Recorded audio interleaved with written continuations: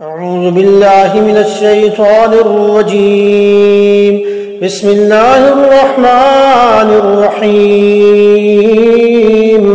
لقد كان في يوسف وإخوته آيات للسائلين یوسف علیہ السلام اور ان کے بھائیوں کے قصے میں پوچھنے والوں کے لیے بہت سی نشانیاں ہیں۔ تو سوال کرنے والے یہودی تھے جنہوں نے نبی اکرم صلی اللہ علیہ وسلم کا امتحان لیا کہ آخر کیا وجہ تھی کہ حضرت یعقوب علیہ السلام کی اولاد کنعان سے مصر منتقل ہو گئی تھی۔ تو کنعان آج کل اسرائیل، فلسطین اور اردن پر مشتمل ہے۔ یہ شام کی قدیم تہذیب تھی۔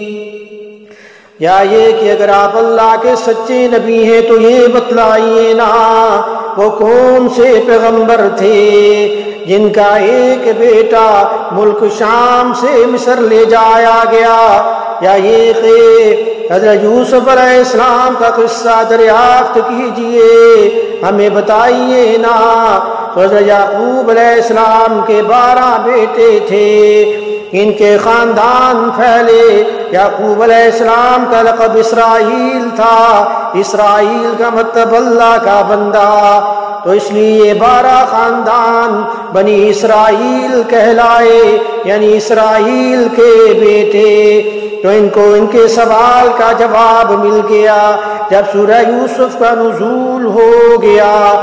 لَقَدْ كَانَ فِي يُوسُفَ وَإِخْوَتِهِ آيَاتٌ لِلسَّائِلِينَ صدق اللہ مولانا العظیم۔